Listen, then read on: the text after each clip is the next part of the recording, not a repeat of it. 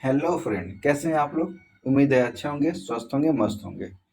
तो फ्रेंड, पिछले वीडियो में हमने टाइप्स ऑफ कंप्यूटर के बारे में जाना था और आज का हमारा टॉपिक है कंपोनेंट ऑफ कंप्यूटर। ठीक है। तो फ्रेंड, कंप्यूटर में कौन कौन से कंपोनेंट होते हैं, यानी कि कौन कौन से कंपोनेंट मिल करके कंप्यूटर का निर्माण करते हैं, उसके बारे में आज हम जानेंगे। तो उसमें सबसे मेन है हार्डवेयर है, सॉफ्टवेयर है, मेमोरी है, स्टोरेज है।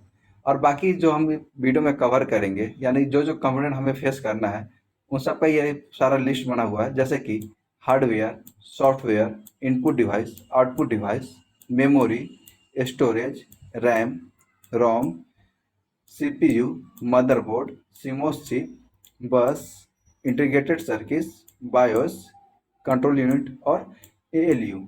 ये सारे कंपोनेंट मिल करके ही एक कंप्यूटर का निर्माण करते हैं। आज हम इस वीडियो में जो कवर करने वाले हैं वो है हार्डवेयर। तो चलिए हम जानते हैं हार्डवेयर के बारे में। तो फ्रेंड, हार्डवेयर क्या होता है? कंप्यूटर के वे भाग जिन्हें हम देख तथा छू सकते हैं उन्हें हार्डवेयर कहते हैं। ये कंप्यूटर के भौतिक भाग यानी कि फिजिकल भाग होते हैं जिससे मिलकर हमारे कंप्यूटर का शरीर बनता है। जैसे कि keyboard, mouse, cabinet, monitor, printer इत्यादि। हार्डवेयर को हम दो तरह से बांट सकते हैं, इंटरनल हार्डवेयर और एक्सटर्नल हार्डवेयर। चलिए हम देखते हैं कि इंटरनल हार्डवेयर क्या होता है। तो आंतरिक घटक यानी कि इंटरनल कंपोनेंट आमतौर पर हमें दिखाई नहीं देते हैं क्योंकि यह कंप्यूटर केस उसके अंदर मौजूद होते हैं। इसलिए इन्हें देखने के लिए हमें कंप्यूटर को खोलना पड़ता है। कंप्यूटर खोलने के बाद ही हम इस पार्ट को हम देख सकते हैं।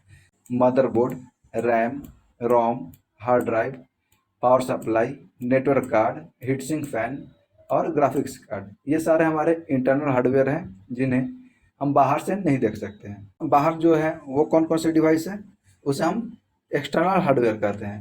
तो एक्सटर्नल हार्डवेयर यानी कि बाहरी कंपोनेंट जिन्हें पेरिफेरल कंपोनेंट भी कहा जाता है, यह बाहर से कंप्यूटर के साथ जुड़े होते हैं।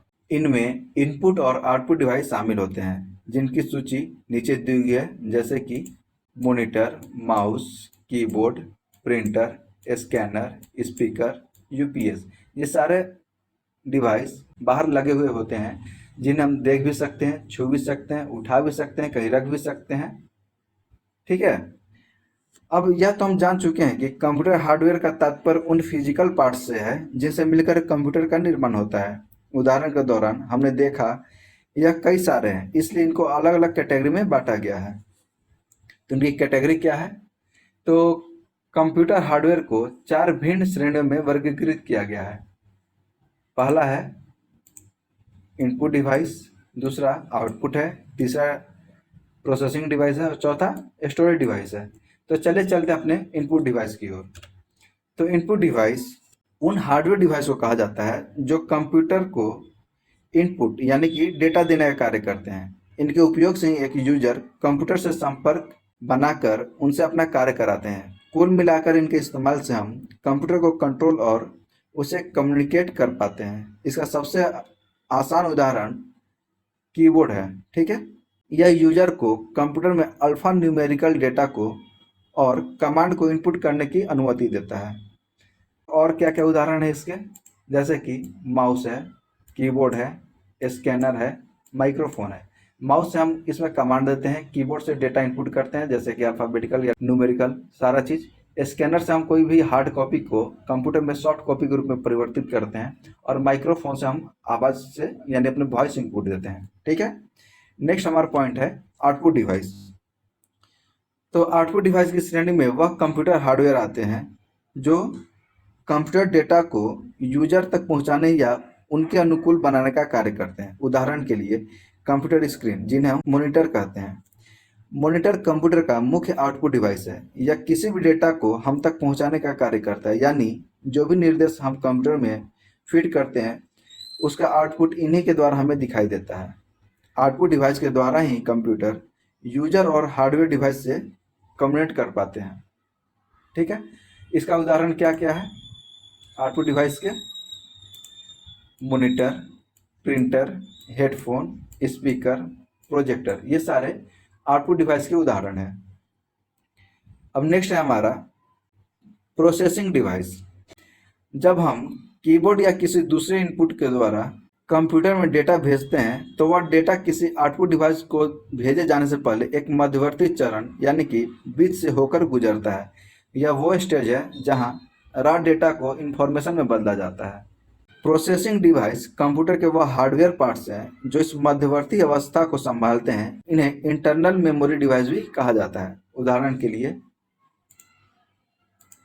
सीपीयू यानी कि central processing unit, GPU graphics processing unit, network card.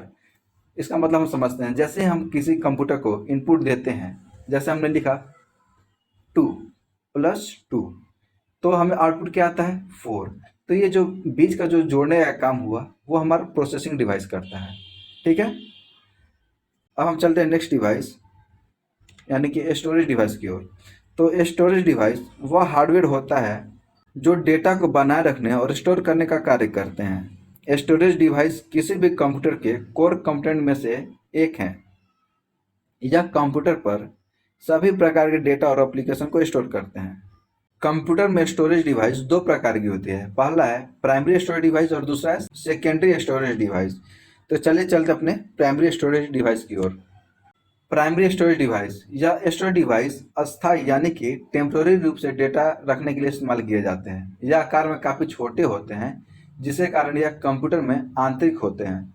प्राथमिक स्टोरेज डिवाइस के पास सबसे तेज डेटा एक्सेस स्पीड है, जैसे कि रैम, रोम, कैशे मेमोरी। अगर हमारा सवाल रहता है कि सबसे फास्ट जो है कौन सा मेमोरी काम करता है, सेकेंडरी स्टोरेज डिवाइस या प्राइमरी स्टोरेज डिवाइस, तो हमारा आंसर होगा प्राइमरी स्टोरेज डिवाइस, क्योंकि ये टेम्पररी स्टोर करता है। जैसे अगर सिस्टम चालू है तब तक ये स्टोर करेगा, जैसे सिस्टम को बंद कर देते हैं या एप्लीकेशन को बंद कर देते हैं तो उसे डिलीट कर देता है।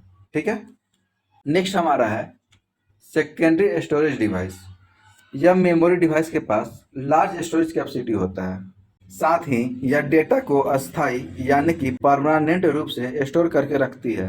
यह कंप्यूटर के अंदर या बाहर मौजूद होता है, जैसे hard disk drive, solid state drive, optical disk drive, flash memory, USB device. अभी समझते हैं सेकेंडरी स्टोरेज डिवाइस क्या होता है।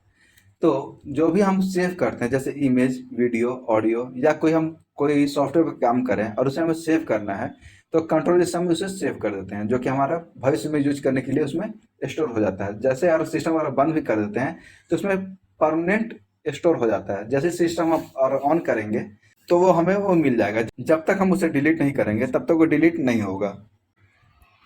नेक्स्ट है हमारा हार्डवेयर अपग्रेडेशन। अब ये क्या होता है, तो कंप्यूटर की कार्य क्षमता, फीचर, निष्पादन यानी कि परफॉर्मेंस को बढ़ाने के लिए किसी एक या अधिक उपकरण को नई तकनीकी और क्षमता के उपकरण से बदलना हार्डवेयर अपग्रेड करना कहलाता है।